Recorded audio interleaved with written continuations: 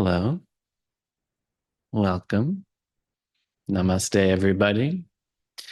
Thanks to those of you joining me in the room. Thanks to those of you joining me on Zoom. And thanks to those of you listening to the recording after. This is a little Dharma talk that I like to call Living from the Heart. All about this 18-inch spiritual journey that can sometimes take many lifetimes simply to travel from the head to the heart. And I wanted to talk about this fire element, particularly in yoga, what we call tapas. But it will take some time to get there, so bear with me. Because a long time ago, I had a teacher that would lead many Dharma talks. And he said before each and every talk he gave, he would begin by sitting for 10 breaths, slowly breathing in, slowly breathing out.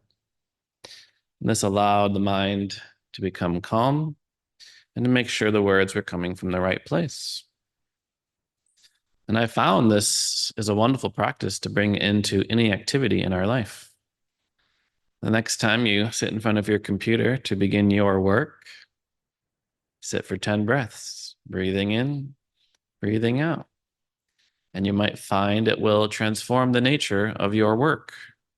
You might find a little bit more what we call responsibility, our greater ability to respond to what happens to us in our life with kindness and compassion, rather than react with judgment and ill will. Similarly, before you eat a meal, once the plate of food is set down in front of you, take a few moments, take a few deep breaths.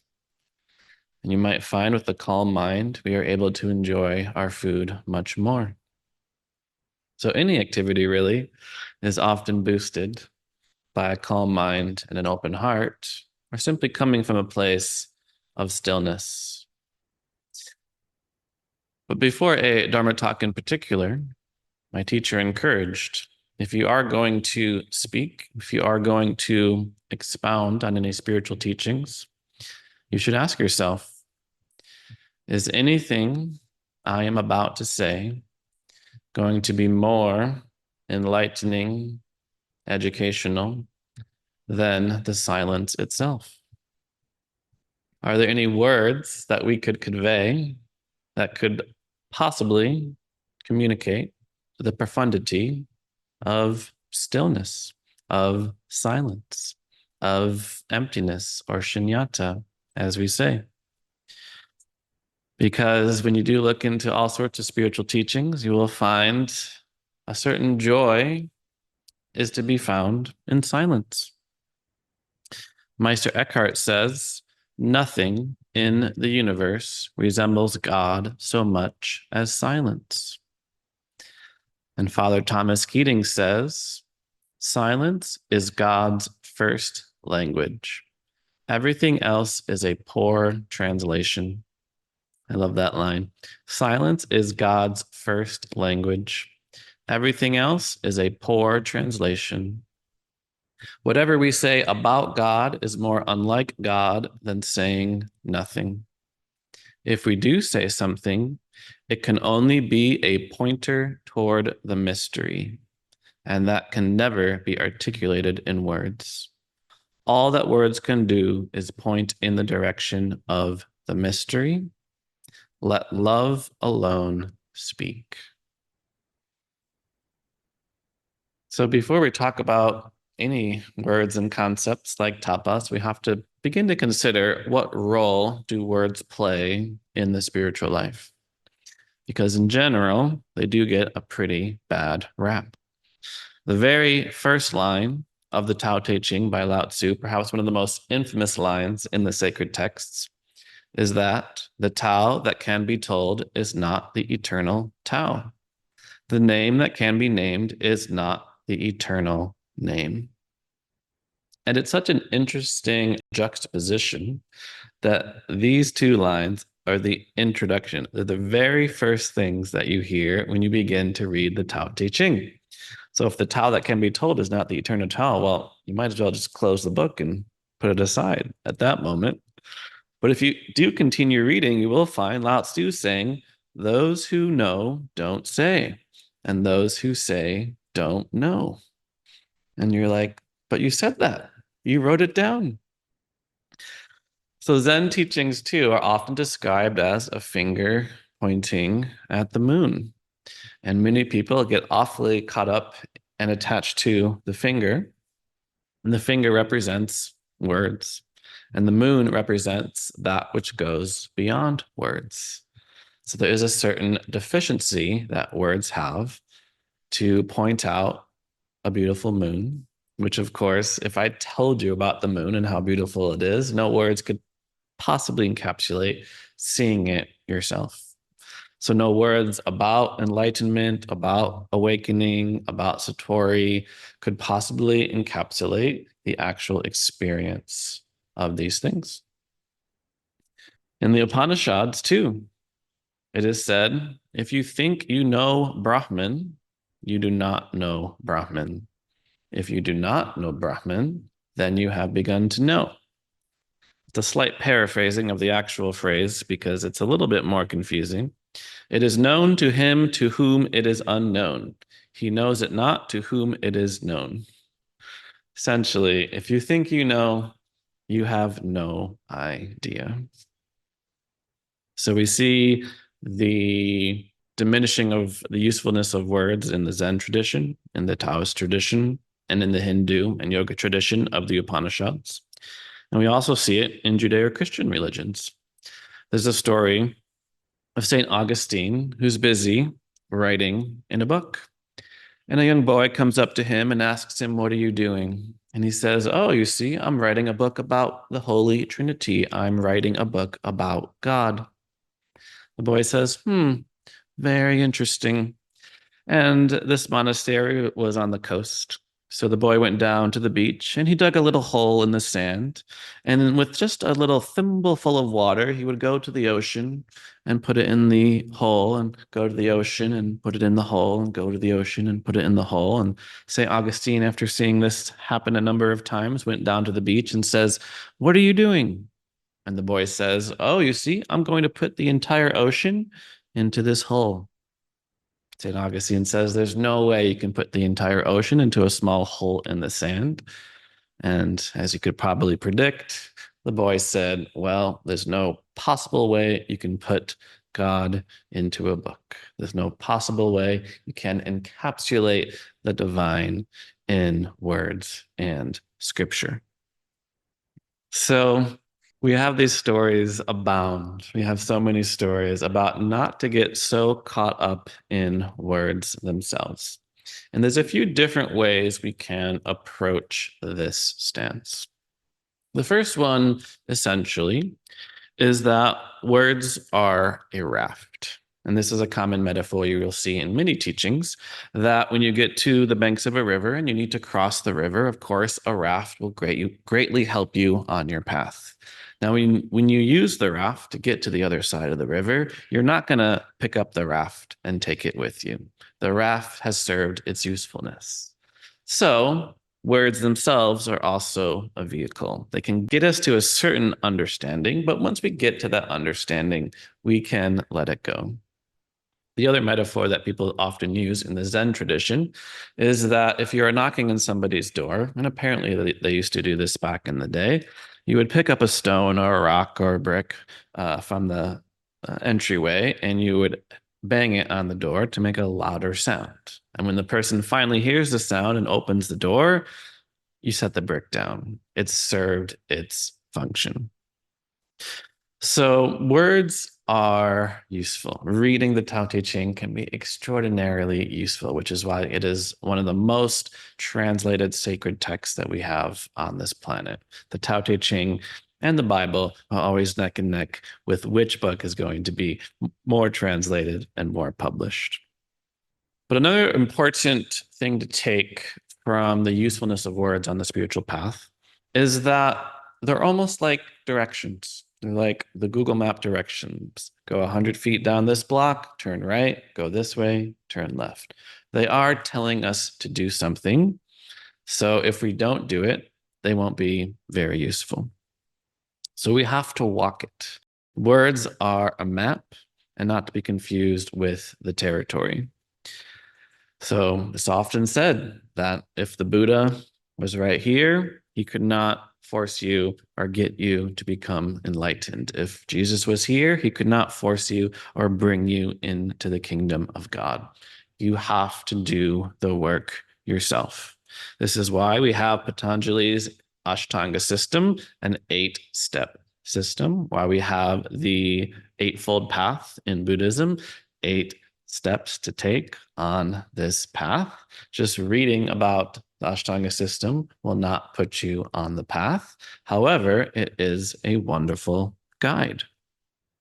So even if we say the finger pointing at the moon should not be confused with the moon, it is still pointing you in the right direction. All of these words are designed to point you in the right direction. You might be able to get to the top of the mountain without a map. And there are stories of many great sages and mystics and rishis throughout time getting to the top of a mountain without a single map. Sometimes even stories of 3 and 4-year-old children suddenly becoming awakened, and their parents are so surprised because they never brought any kind of religion or spirituality into the family. But by and large, a map will greatly help you get to the top, and it will also help prepare you to know what is to come. So there's a comic, and it shows a man next to his bed with his elbows on the bed, and he's praying. And he says to God, of course, I asked you as nicely as I could to make me a better person, but apparently you couldn't be bothered to help.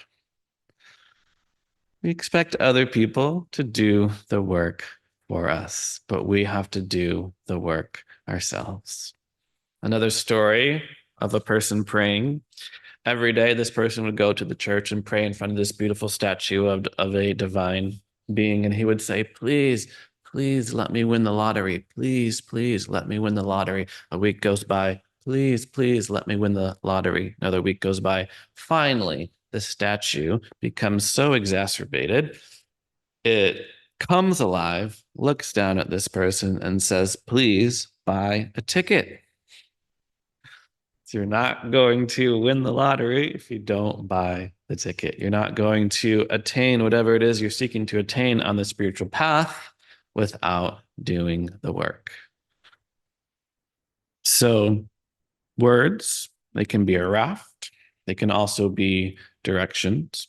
And the directions are important, particularly because I find people are always looking for shortcuts. There's a story of a famous little jester in the text, Nasruddin, where Nasruddin went to go get some piano lessons. And he went to the piano teacher and he asked him how much the piano lessons cost. And the teacher said, well, your first lesson is $20. And every lesson after that is $10. So Nasruddin thought about that for a few moments and said, okay, I'll start with the second lesson. So we're always looking for shortcuts. We always think there must be a better way. There must be a better route without the struggle of what I am being told I need to do. And finally, another important thing to recognize about the role of words on the spiritual path is that these tend to be relative teachings, and they also tend to be a zeitgeist of the time of which they were said. So what I mean by that, by relative teaching, is if you are going down a road, you of course want to stay in the center of the road. If you are veering to the right, you of course need to go to the left in order to stay centered. If you are veering to the left, of course, you want to go to the right in order to stay centered. So in other words, if you see any teaching, you can recognize it's sort of designed for the person hearing it, where you need to know where you are going off track in order to get the right advice of where you need to go to be on track.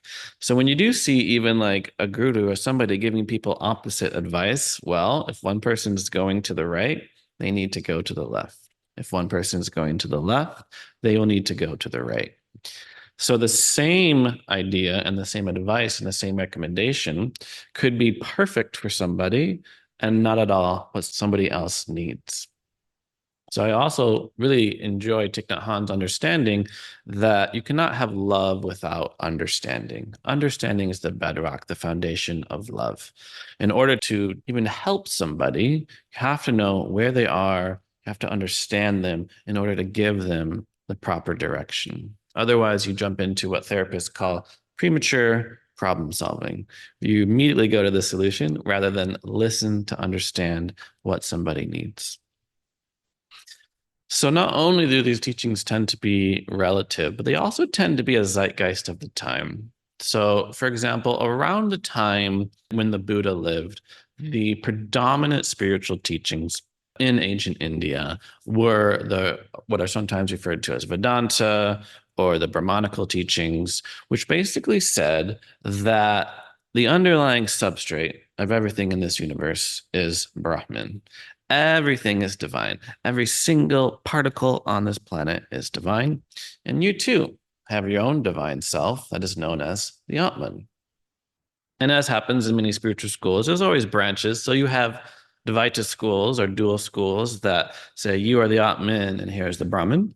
And then you have Advaita or non-dual schools that say, actually, guess what? Atman and Brahman are the same. The point of this story is that at the time of the Buddha, you had certain spiritual leaders who said there is a lasting essence to it all. There's a ground to stand on. Don't worry, you have an untouchable, unburnable, divine self. And that's when the Buddha came around and he's like, that's so interesting because when I observe the universe, everything seems to be constantly changing and constantly moving all the time. And when I sit in meditation, I do not find any constant self. So the Buddha said, actually, I feel like we're going a little bit too far down the left side of the road, and we need to veer back to the center. And his way of veering back was teaching non-self, which was teaching Natman. So non-self or egolessness. And that everything arises and falls due to certain causes and conditions. So similarly, there is no universal or divine self. So in this way, we can often, through kind of historical understanding, come to an understanding of why a particular guru or saint or mystic taught what they did. And it is often a response to the predominant narratives of the time. And it's up to us to kind of decide, does that teaching apply to us today in our modern day world?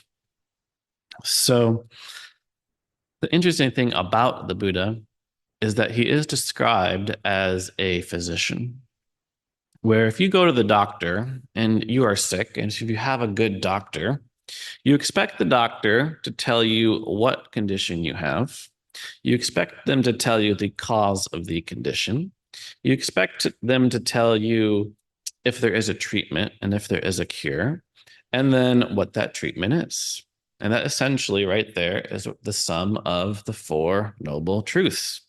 The Buddha said, we have a condition that is suffering. There is a cause to the condition, there is an end to the condition, and there is treatment for the condition.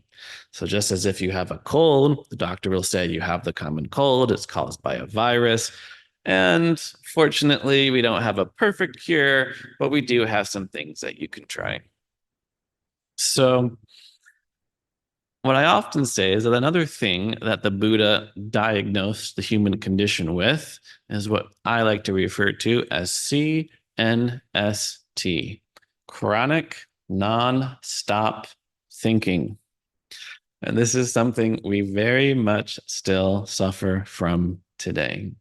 When one monk was asked to describe Western civilization, he said, lost in thought.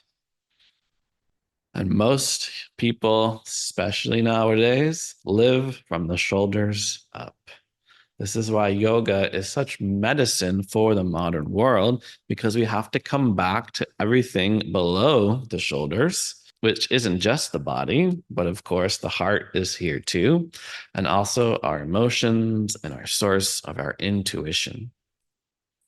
So when we look at the teachings, like get out of words, stop getting so attached to words. This is saying get out of your mind. You believe everything that you think 24/7, all the time. Your monkey mind is jumping from thought branch to thought branch. So whatever you do, get out of your mind.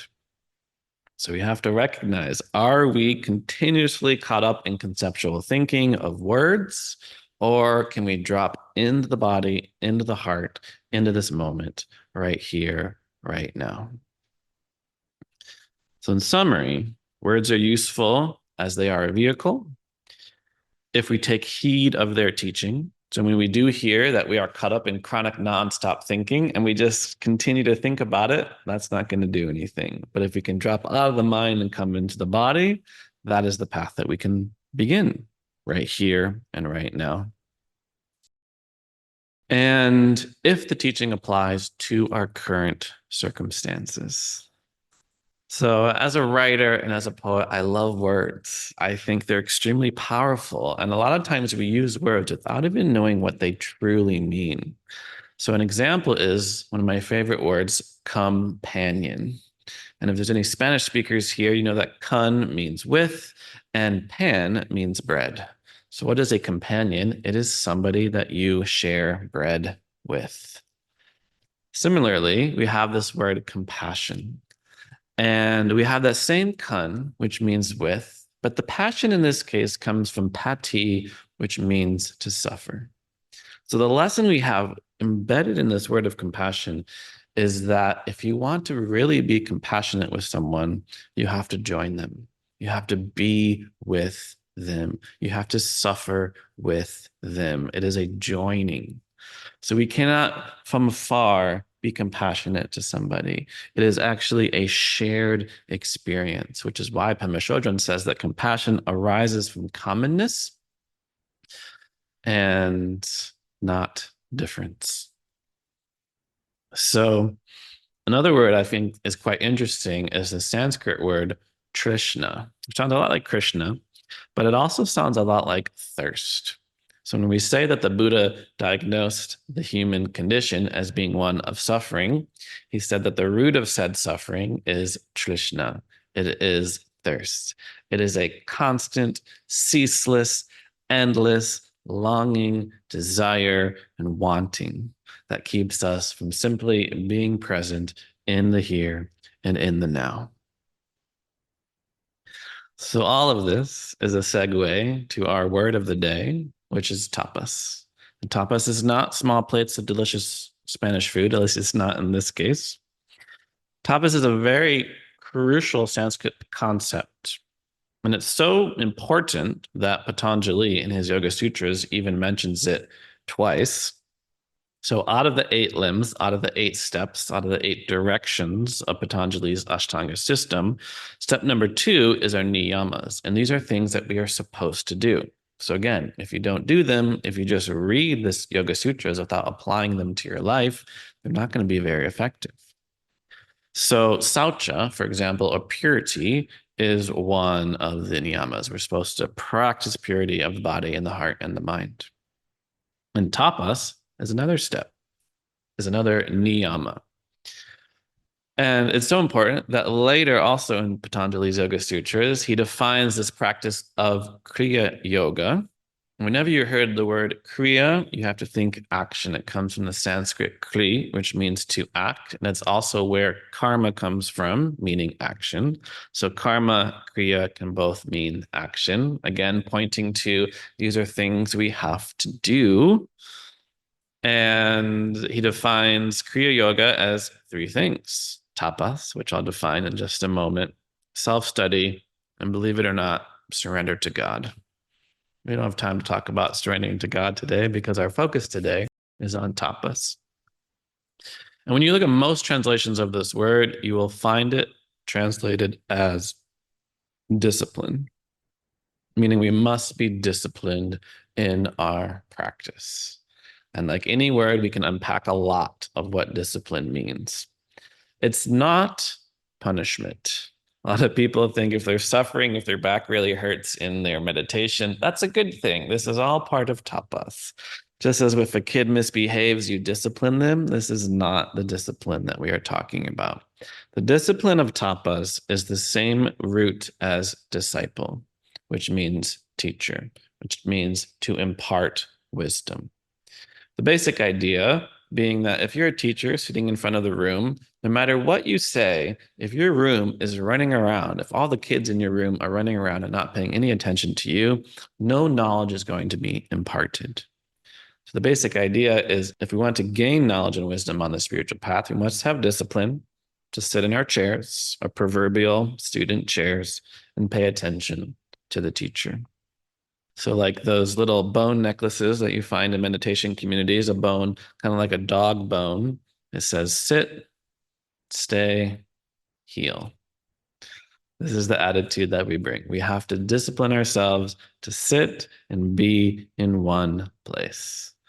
So a common metaphor or imagery that you see a lot in the Gita is that our senses, our sensual desires, our Trishna, they're like horses. They're like untrained horses chasing after one delicious thing after another. And who wants to ride an untamed and untrained horse? You're probably going to get hurt. So we do have to apply a certain level of discipline. It's disciplining our horses.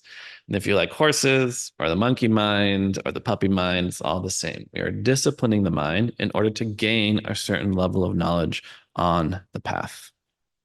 So again, we can turn to Lao Tzu. And he says, do you have the patience to wait till your mud settles and the water is clear? Can you remain unmoving till the right actions arises by itself? So such wonderful imagery. You might imagine just having a jar of muddy water. You shake it up, you can't even see through the water itself. But you set it down, you let it be, and eventually the mud begins to settle and a clarity, clear, pure water naturally arises. And that is what we are here to do, to sit, to stay, and to heal, to allow the muddy waters of the mind to slowly become calm. And our inner clarity, which was always there, the water is clear whether or not there's mud in it, but now it's just its true nature is simply revealing itself. And this is what we are here to do.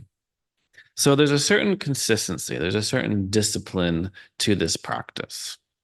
There's a story of a young spiritual aspirant who heard about some famous yogis out in the woods and he wanted to go learn with them. So he went to the woods and he found all these yogis sitting in perfect lotus meditation posture. And he's like, I want to learn what you're teaching here. And the teacher said, okay, well, have a seat. So they sat and they sat and they sat. And 24 hours passed by. They continued to sit. And this young aspirant was like, I'm not getting anything out of this. I'm leaving.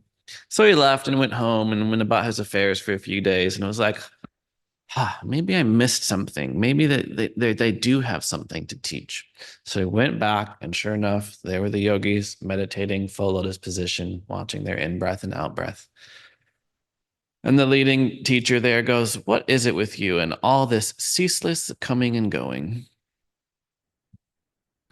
Now, obviously, leaving one time in a day and coming back the next day doesn't seem like ceaseless coming and going. But when the mind is still, when you've trained your horses to be still in this moment, then it does seem quite sporadic to leave and come back and leave and come back and leave and come back. So you have to have a certain level of discipline, of consistency in the practice. So this slowly brings us to another definition of tapas, another way to think of tapas, which is fire, which is burning. And there's so many different interpretations we can have of what the fire of tapas means. The first one in this case is that it can also just mean motivation. It can also just mean gumption, as it says in mindfulness in plain English. In that if you do come to your practice, you have to be very motivated at the start. It's true that the end of the path does tend to result in a certain level of desirelessness, an end to Trishna, But at the beginning, it does really help to be strongly motivated. So just as an elite athlete gets fired up before a game, right? That's the fired upness that we bring to our practice. And it's what keeps us practicing even when things are tough, because our growth will never be linear. One day you have a beautiful practice on your mat or meditation cushion. The next day you have a hard day. And if you're not fired up and motivated to continue practicing, you're going to give up. Like the man in the story, you're going to leave and then decide you need to come back. So, this is why Patanjali says our practice becomes firmly established and continued for a long period of time with all earnestness and without break. So, we can think of the fire as the gumption and motivation that we bring to our practice. And that same fire also facilitates a purification process. So, this is another way to think of and translate this word tapas. It is a purification process. So there's so many metaphors and imageries of this purification. The most common one is if you have a piece of raw metal and you put it in the fire, it will burn off all the impurities and you'll be left with pure iron or pure gold or whatever it is that you're trying to purify. Another metaphor is you've just shaped some round clay. You just made a beautiful pot. And what's the final step to making your pot a reality? You put it in the kiln. And what happens when it's in the kiln? It hardens. I just took a class one time with a yoga teacher, and they say, you feel that pain in your body? That's just weakness leaving your body. And I tend to go by the motto, no pain, no pain. So I haven't used that particular phrase in my teachings. However, I do like this idea that the no pain, no gain idea is that there will be some burning, yes, on our growth. There will be some effort that needs to continue through difficulty in order for impurities, in this case, weakness, to leave the body. So just like that raw clay getting put into the kiln, it hardens and becomes strong. So too, through our discipline, spiritual practice, the mind becomes rooted in the body, and we have the courage to live from the space of an open heart. So I'll give a couple more metaphors, and then we can close out. So another metaphor of how fire purifies the body is something I'm sure we've all experienced, is if we've ever had a fever. And a fever is not a symptom of the virus or infection itself. A fever is your body's response to the virus. Your body and its immune system has decided to elevate your overall temperature in order to make your body inhospitable to the virus. So I think many of us have probably even had that experience. We've been sick for a few days, we've been sick for a few more days. We try everything that we could. Then we have that one night where we are sweating all night, the body gets super warm, and the next day we feel right as rain. So that is what the fever is designed to do. It's designed to be a fire. It's designed to be an elevation of temperature that burns away the impurities of a virus or bacteria. And one final consideration of the purification process of fire happens with the growth that we find in the plant world. So there's two main ways that we use controlled fires. In many places, particularly in California, the strong, tall trees like the redwoods, they have evolved to withstand fire. So when a fire does travel through the land, it burns away all the small plants, but only the tallest trees remain. So in this way, the fire of tapas burns away the smaller impurities of our mind, heart, and body, and leaves only what is strongest. But of course, another metaphor of the fire that's used in agriculture is sometimes you have to burn away the entire field. And then what do you end up with? Fertile ground. And if we also think a little bit more about this metaphor, we have to realize there are certain seeds in the earth that are waiting for a forest fire. There are seeds right now in the earth that will remain dormant until a forest fire passes through the area and kills off all the other plant species, which allows this species to grow without any obstructions. And it's that fire and it's that heating that actually breaks the shell open. So you might just think, what is it inside of me that is waiting to awaken? What seeds are just waiting to awaken? What needs to burn away in order for what is within me to awaken and grow in my life? So this is why, in particular, I wanted to focus on the fire element today, because we have fire in our bodies right now. And it's such a powerful imagery of transformation. So even St. John of the Cross, for example, in his very aptly titled book, The Living Flame of Love, often described the human body as like a damp log. And you put it on the fire. When you put a damp log on the fire, it's got some moss and some other things. So at the beginning, all those impurities burn off. You know, the cackles and it pops, and then the moss dies off, and maybe there's even some bugs in there and they run for the hills. So it takes some time for the log to burn cleanly. Take some time for the impurities to burn away, of which there will be some struggle, which is why we need the discipline. But then we burn brightly. Then it burns cleanly. And you could also take that metaphor one step further. You might just say our task is to burn brightly. You might also say our task is to burn everything away. So just as we abandon all words and conceptual thinkings, maybe we just need to burn it all away. And I'll mention one more thing because I did mention this word sattva or purity. Because I find, particularly in the Western world, it's very easy to have a certain resistance to this word purity, particularly because of how it's been used and misused in spiritual communities. Many people in the West conflate purity with sexual purity. Maybe you have even heard of these purity balls that happens in certain communities in the United States. The Eastern mind is not concerned with such an idea.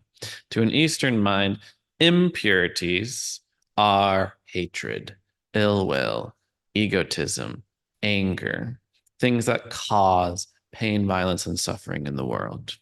While we all have a pure nature inside of us, you might call it Krishna consciousness, Buddha nature, soul, spirit, Atman, or Brahman, if you're a Dvaitin or Advaitin.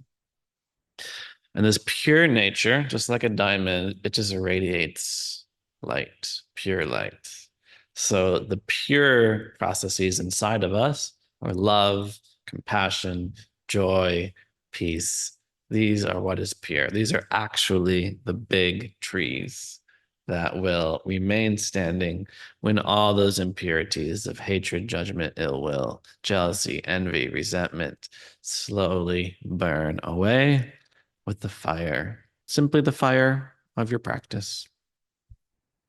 So this is actually a two-part talk. So you'll have to come back next week for part 2 of tapas and letting the flame of divine love burn away all that is standing in the way of our own limitless loving nature. But we can still close out with a short check-in.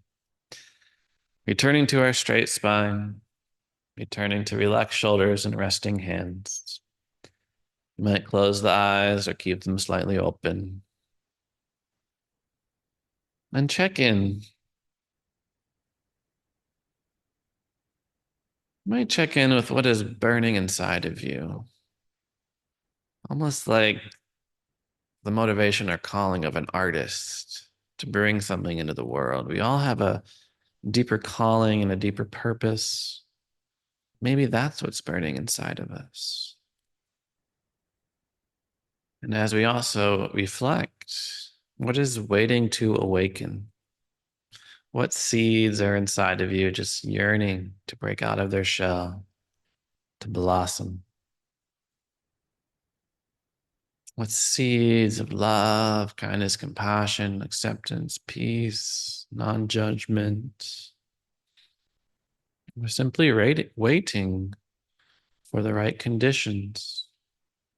And finally, what challenges, what pain, what suffering, what difficulties is really just friction, is really just heat. It's really just there to fuel your own growth and awakening.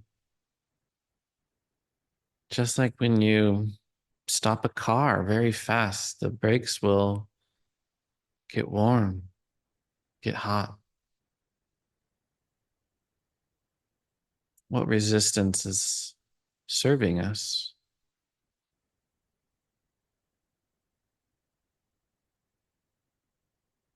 We'll close with a poem by Rumi. The lamps are different, but the light is the same. One matter, one energy, one light mind, endlessly emanating all things. One turning and burning diamond. One. Ground yourself, strip yourself down to blind, loving silence. Stay there until you see you are gazing at the light with its own ageless eyes. One, one love, one light, one God, one. The lamps are different, but the light is the same. One.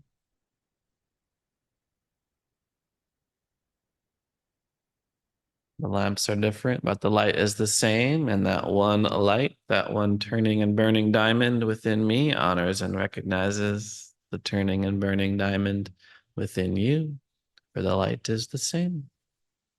Namaste.